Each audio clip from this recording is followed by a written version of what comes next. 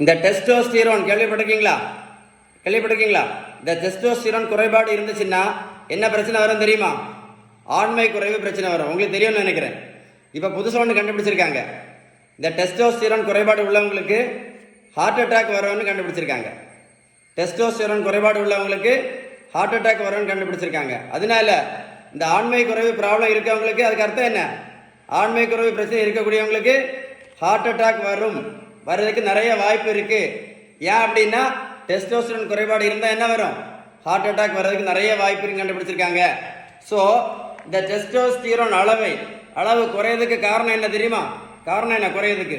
Sugar, pressure, கெட்ட cholesterol, fatty liver, vitamin D குறைபாடு, உடல் பருமன், இதெல்லாம் சுகர், பிரஷர், கெட்ட cholesterol, fatty liver, vitamin D சத்து குறைபாடு, உடல் பருமன், இதெல்லாம் என்ன வருது? டெஸ்டோஸ்டிரோன் அளவு குறையுது. ஸோ இதை சரி பண்ணணும்னு என்ன பண்ணணும்? நான் சொன்ன எல்லா நோயும் சரி பண்ணணும் என்ன பண்ணணும் சொல்லுங்க? Only balanced diet.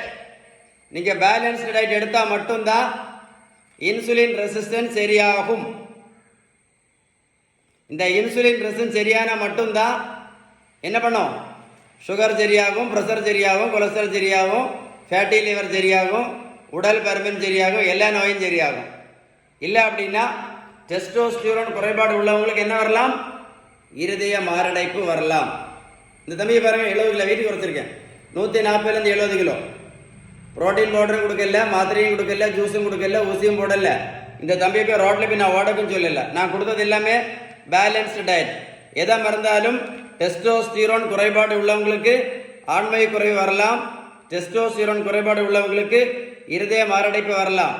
நான் சொன்ன இன்ஃபர்மேஷனை மறக்காம சேவ் பண்ணி வைங்க. நம்பர் 1, நான் சொன்ன இன்ஃபர்மேஷன் உங்களுக்கு உண்மையிலே யூஸ்ஃபுல்லாக இருந்தால் கமெண்ட்ஸில் OES டைப் பண்ண மறந்துடாதுங்க.